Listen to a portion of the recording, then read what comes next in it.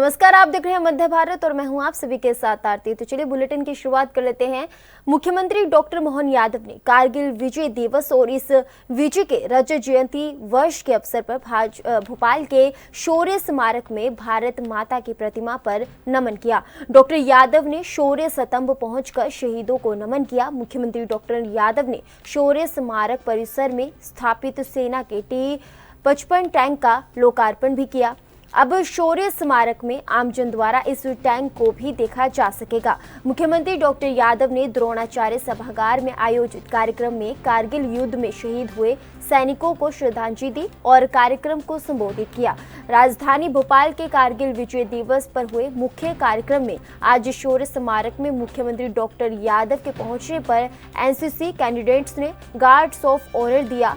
General officer commanding Sudarshan चक्र core Pritpal Singh, NCC के मध्य प्रदेश और छत्तीसगढ़ के अतिरिक्त महानिदेशक मेजर जनरल अजय कुमार के साथ ही 21 कोर भोपाल के अनेक अधिकारी भी कार्यक्रम में शामिल हुए।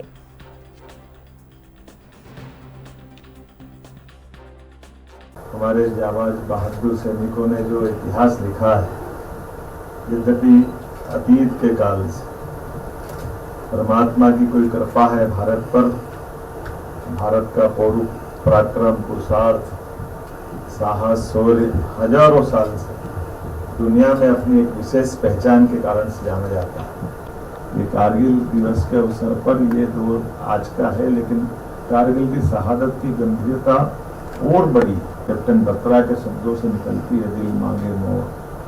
ये दिल मांगे मोर केवल उनके लिए नहीं, ये पूरे देश के दिल के साथ धड़कने वाली आवाज़ जो हमको एहसास करा रही है कि देश के लोग अपनी एक एक इंच की सीमा की कीमत जानते हैं।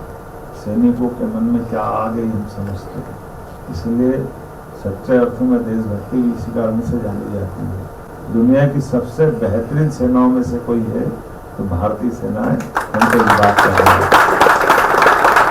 मेरी अपनी ओर से आप सबको पुनः कारगिल दिवस के अवसर पर जिन्होंने साथ। वहीं सिंगरौली के बसाही में युवती की निर्मम तरीके से आधी हत्या करने के बाद आरोपी महज 7 दिन के अंदर चितरंगी पुलिस के हत्थे चढ़ गया, जिसकी पुलिस ने प्रेस कॉन्फ्रेंस करके जानकारी दी है।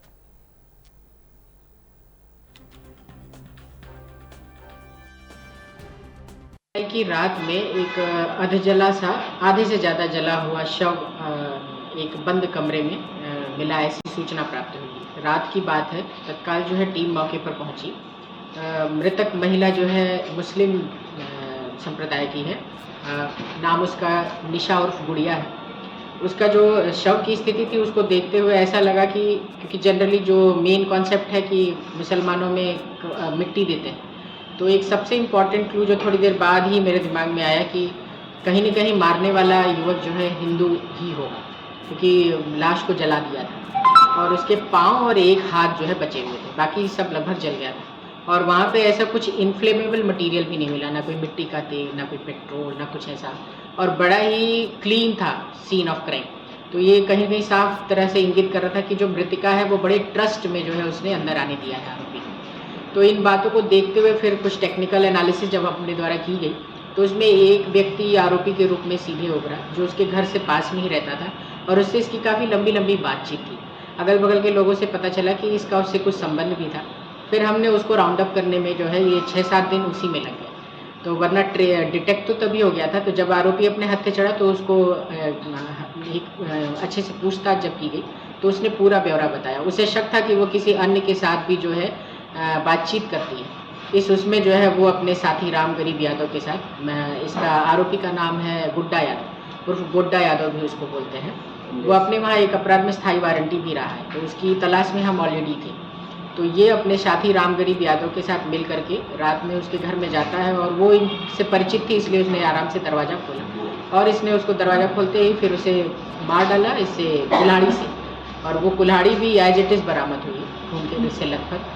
और फिर उसको जो है घसीट के अंदर कमरे में ले गया और वहाँ पर उसने गद्दा ही पलट के और जितने कपड़े वपड़े थे वो डाल के उसमें आ गया। उसके साथ और कोई भी था कि वो अकेले ही है? वो और राम गरीब यादव, ये 2 ही बंदे। बैकग्राउंड दूसरा अभी फिलहाल फरार है। आरोपी का क्रिमिनल रिकॉर्ड अन्य थानों में भी है कि बस नहीं, अभी तो अपने वहाँ ही एक 300 अभी उसका रिकॉर्ड मतलब अभी छानबीन नहीं हो रही है अभी, क्योंकि वो अभी आया है अपने गिरफ्त में, कल की बात है, तो जस्ट उसको अभी न्यायालय में ही पेश हो रहा है। बाकी चीज़ें और आगे आती जाएंगी।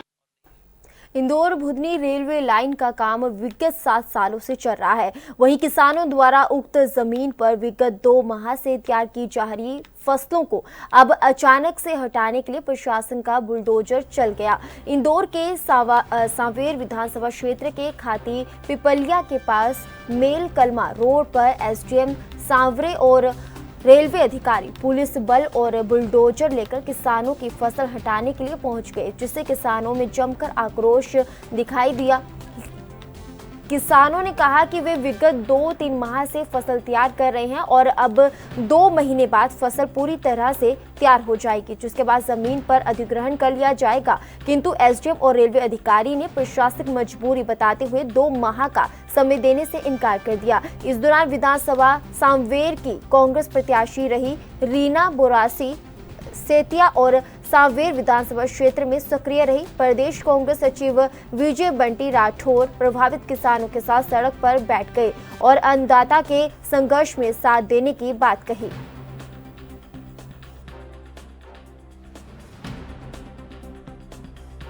सांवेर सब डिवीजन में लगभग 10 गांव की 14 किलोमीटर की जो है वो लाइन खींचना है, जिसकी ज़मीन का मुआवजा जो है वो किसानों को जो है वो दे दिया गया, उनके खाते में पैसा दे दिया गया है। और इनको पिछले 2 साल से मालूम है कि ये ज़मीन जो है वो रेलवे के लिए बुधनी इंदौर रेलवे लाइन के लिए दे दी गई है, अधिग्रहित कर ली गई है। इनको पहले ही फसल नहीं बोनी चाहिए थी।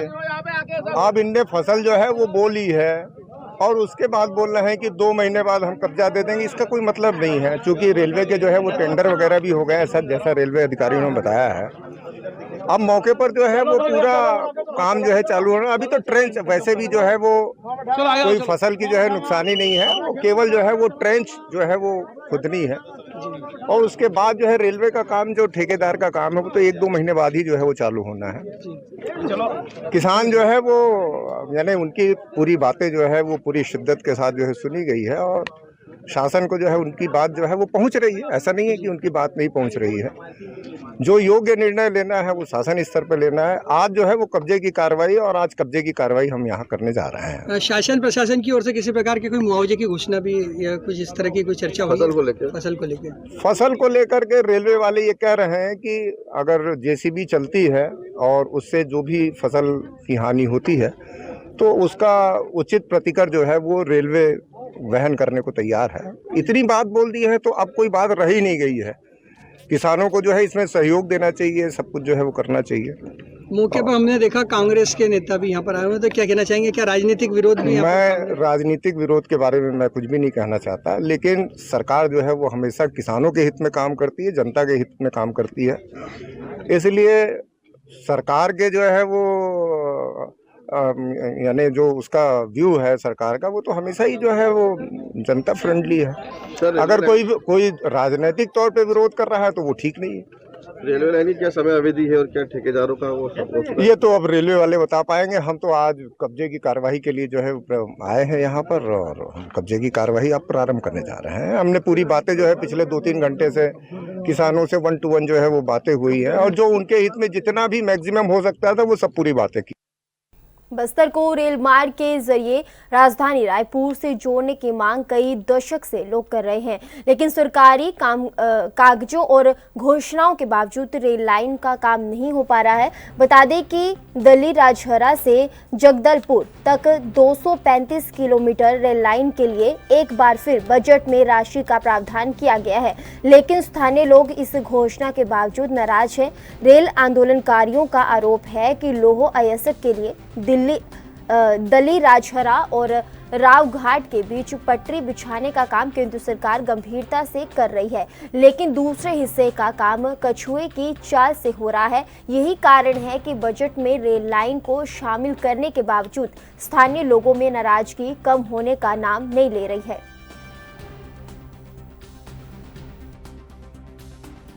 पिछले बार रेल मंत्री जी स्वयं ऑफिशियल ट्विटर पे लिख के दिए थे, जब हमारे स्थानीय जनप्रतिनिधि गए थे कि हम 2 महीने में डीपीआर तैयार करके दोनों साइड से रावघाट से जगदलपुर का हम काम शुरू कर देंगे।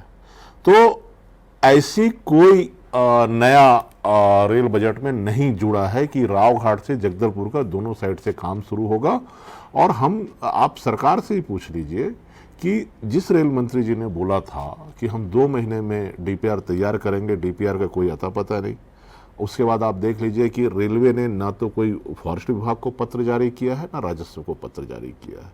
तो आप इस बात पे कैसे विश्वास करेंगे कि ये उसी का बजट है रावघाट से जगदलपुर का? दिल्ली राजहरा से जगदलपुर ये रेल लाइन के नाम से सैंक्शन है, जिसमें जितने बजट आए हैं इससे पहले आप यही बजट जो था ना, ये फरवरी का बजट है जिसको अभी रिपीट किया गया है, और पिछले इससे पहले 650 करोड़ का बजट था।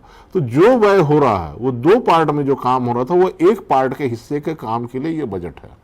अभी जब तक रेल रावघाट से जगदलपुर के लिए, जैसा रेल मंत्री जी ने बताया था कि इस पार्ट में हम दोनों सिस्टम पे काम शुरू करेंगे, तब उस बजट पे महत्व होगा। और ये दिखता काम हमको दिखता 1 साल में ऐसा कोई भी एक कागज नहीं सरका। आज ये लोग ये जानना चाह रहे हैं कि रावघाट से जगदलपुर के बीच क्या होगा, रावघाट से जगदलपुर की रेल लाइन प्रोजेक्ट पे कब काम शुरू होगा। 500 करोड़ रुपए का बजट तो हर बार आता है और हर बार बजट लैप्स होता है। 200-250 करोड़ रुपए खर्च होते हैं साल में, बाकी पैसा लैप्स हो जाता है। अभी इसी से आप समझ लीजिए कि जो ज़मीन का अधिग्रहण होना है रावघाट से जगदलपुर के बीच में, नारायणपुर जिले को 25 करोड़ रुपए देना है ज़मीन अधिग्रहण के लिए, बांटने के लिए मुआवजा राशि आज तक नहीं दी गई। 5 साल से ऊपर हो गया अवार्ड पारित हुए। कोंडागांव जिले का बकाया लगभग 1.5 करोड़ रुपए का भुगतान करना है, कोई राशि नहीं। यदि बजट में राशि लगातार मिल रही है तो मेरे को तो नहीं लगता कि यहाँ पे भुगतान करने में कोई दिक्कत थी। भुगतान इसलिए नहीं हो रहा है कि ज़मीन बीआरपीएल के लिए अधिग्रहित की गई थी और अब रेलवे बोर्ड का मामला है। तो पहले तो ये पूरी पेचीदगी जो है उसको क्लियर करना पड़ेगा, और ये क्लियर नहीं है, इसी वजह से लोगों की नाराज़गी है। लोग जानना चाहते हैं कि कोई जिम्मेदार पर्सन आए, जिम्मेदार और एक आधिकारिक बयान, चाहे रेलवे के अधिकारी दे या कोई भी दे, वो आना चाहिए, जो नहीं आ रहा है, और यही लोगों की नाराज़गी का मुख्य विषय है। माननीय सभापति महोदय, आपके अनुमति से मुझे बोलने का अवसर मिला है, और मैं बस्तर लोकसभा क्षेत्र से हूँ, जो केरल राज्य से बड़ा, इजराइल बेल्जियम से बड़ा क्षेत्रफल है। और महोदय, मुझे बस्तर के जनता लोकसभा में सांसद बना के इस लोकतंत्र का मंदिर भेजा है। आज़ादी के 77 वर्ष के हम प्रवेश कर चुके हैं। वहाँ भैला डीला का लोहा खदान है, और लोहा खदान से लोहा ले जाने के लिए रेलवे लाइन बिछाया गया का विस्तार हुआ, लेकिन बस्तर के लोगों के मूलभूत सुविधाओं के लिए आज भी रेल लाइन नहीं है। लेकिन आदरणीय हमारे प्रधानमंत्री के कार्यकाल में दिल्ली राजहरा रेल लाइन का विस्तार हुआ है, रावघाट तक, केवटी तक रेल लाइन का विस्तार हुआ है। माननीय रेल मंत्री जी से मुझे भेंट हुआ, लेकिन रावघाट से जगदलपुर तक का रेल लाइन अभी तक विस्तार नहीं हुआ है। मैं आपके माध्यम से माननीय रेल मंत्री जी से पूछना चाहूँगा, ध्यान आकर्षण कराना चाहूँगा कि न, क्योंकि पहले किसी कंपनी को टेंडर दिया गया था और असमर्थता व्यक्त करके उनको उसका छोड़ दिया है। नया डीपीआर तैयार हुआ है, वो कब तक पूरा होगा, इसको मैं माननीय मंत्री महोदय जी के माध्यम से को पूछना। जांजगीर के रांझा गांव के प्राइमरी स्कूल में स्कूल का अपना अलग भवन है। यहाँ लगभग 95 के करीब बच्चे हैं और 3 शिक्षकों के साथ एक हेड मास्टर साहब है। लेकिन इतनी व्यवस्था होने के बावजूद यहाँ क्लासेस लेने में कमी होती है, बल्कि बाकी कक्षा में भरे हुए साइकिल के स्पेयर पार्ट और सरस्वती साइकिल योजना के तहत मिडिल स्कूल की छात्राओं को बंटने वाली साइकिल बनती है। स्कूल के हेड मास्टर साहब अपने उच्च अधिकारियों के मौखिक आदेश को किस तरह मानते हैं, उसको सुनते हैं।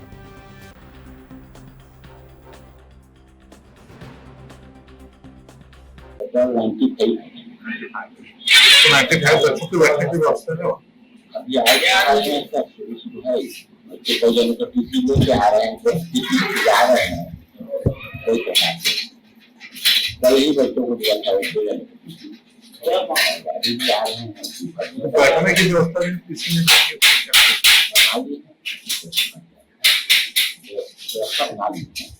अभी कितने का नहीं, ऐसा नहीं है, लेकिन साइकिल वहाँ कुछ बचा हुआ है फिटिंग के लिए।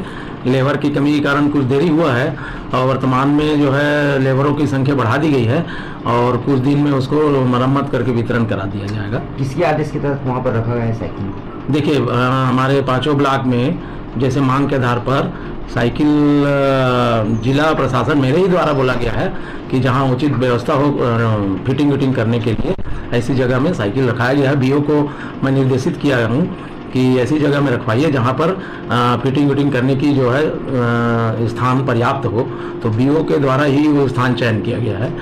3 कमरे में उस पूरा साइकिल को फिटिंग किया जा रहा है, बच्चे भी पढ़ रहे हैं, शादी दुर्घटना भी हो सकती है वहाँ पे, इसके लिए कौन वो जिम्मेदारी की? नहीं, इसके लिए संस्था प्रमुख भी वहाँ हैं, हमारे बीओ हैं और साइकिल जो फिटिंग कर रहे हैं उन लोग भी इस पर ध्यान दे रहे हैं कि जल्द से जल्द जो है उसका फिट करके विद्यालयों में वितरित कर दिया जाए।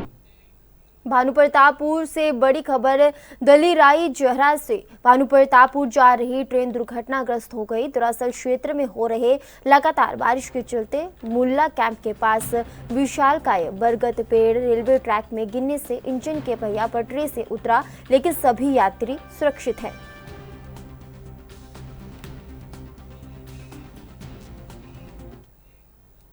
मामला भिंड के देहात थाना क्षेत्र के सीतानगर का है, जहां एक दर्जन से अधिक थानों की पुलिस फोर्स ने आरोपी के घर की घेराबंदी कर आरोपी को हिरासत में ले लिया। दरअसल जियो कंपनी के कर्मचारी पवन शाक्य ने थाना पहुंचकर शिकायत दर्ज कराई कि आरोपी ने 1 लाख रुपए महीने की वसूली की मांग की और मना करने पर आरोपी ने उसके साथ गाली गलौज करते हुए मारपीट कर और जान से मारने की धमकी दी है। बताया जा रहा है कि आरोपी कुछ दिन पूर्व ही जेल से बाहर निकल कर आया था और आते ही उसने टेरर टैक्स का काम चालू कर दिया। भिंड एसपी डॉक्टर असित यादव ने मामले को गंभीरता से लेते हुए तत्काल टीम गठित की और 1 दर्जन से अधिक थानों की पुलिस फोर्स ने सीतानगर स्थित उसके घर की घेराबंदी कर आरोपी को धर दबोच लिया। फिलहाल आरोपी से अन्य मामलों में पूछताछ की जा रही है।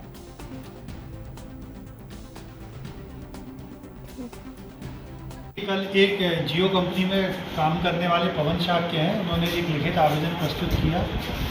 उनके द्वारा बताया गया कि मलखान सिंह भदौरिया हैं जो सीतानगर में रहते हैं। तो पहले तो उन्होंने दबाव बना के जियो के कनेक्शन फ्री में लगवाए। उसके बाद इन लोगों से 1 लाख रुपए पर मंथ के हिसाब से वसूली की बात करने लगा। उन्होंने बोला कि अगर यहाँ पे काम करना है तो आपको पैसे देने पड़ेंगे। और उसके बाद ये मलखान सिंह भदौरिया इनको बार बार फ़ोन करके इनको जातिगत गालियाँ देते थे और कहते थे जो जान से मार देंगे। तो इस संबंध में उन्होंने एक आवेदन दिया था, जिस पे हमने थाना देहात में FIR रजिस्टर किए। अभी आरोपी को हमने कस्टडी में ले लिया, अरेस्ट कर लिया और आगे की हम पूछताछ कर रहे हैं। सर, कल जो दबिश दी गई है कितने लोग क्या पकड़ा गया है? देखिए, क्योंकि कुछ सूचना ऐसी भी आ रही थी कि काफ़ी सारे लोगों की गलत तरीके से ज़मीन इस व्यक्ति ने, इनके परिवार ने कब्जा कर रखी है और उसके अलावा इनके पास इनकी शोहरत भी है इलीगल आर्म्स और वेपन्स रखने की। तो उसमें दबिश दी गई और बाकायदा विधि लीगल तरीके से